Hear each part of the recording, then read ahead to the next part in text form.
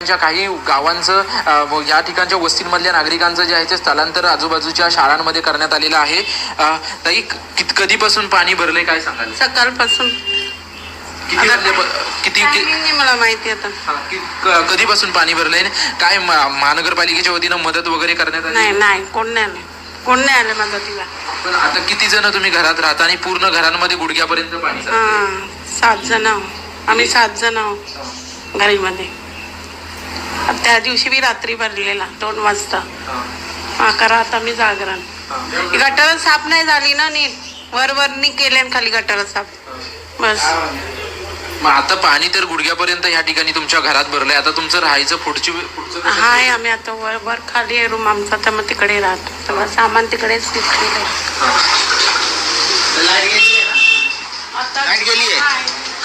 पाणी भरलंय मोठ्या प्रमाणात काय? हाँ, पानी तो काफी टाइम से भरा है. 7 बजे से ही पानी, सुबह 10 बजे से पूरा पानी भरा हुआ है. हाँ, पूरा ये कार्तिका उर्तिका पूरा, मेरी गाड़ी भी बंद हो गई. मैं जा रहा था, पूरा गाड़ी बंद हो गई. पूरा शीतल से लेके यहाँ तक पूरा मीठी नदी तक पूरा भरा हुआ. कल्पना पे तो इतना पानी भरा हुआ है यहाँ तक का. यहाँ कमर तक, तो यहाँ शीतल तक है, बाकी वहाँ तक पूरा भरा हुआ है, कमर तक भरा हुआ है. ये पूरा इधर ऑडी सब बहुत सारी गाड़ियाँ बंद हो गई. पूरा रोड जाम हो गया है. आप अभी एलबीएस रोड पे जाएंगे ना, पूरा एलबीएस जाम हो गया है. नक्कीच आपण पाहतोय की मिठी नदीच्या आजूबाजूची वस्ती आहे. या वस्तीमध्ये संपूर्ण घरामध्ये पाणी ढोपऱ्यापर्यंत, गुडघ्यापर्यंत खरं तर पाणी जे आहे ते साचलेलं आपल्याला पाहायला मिळतंय.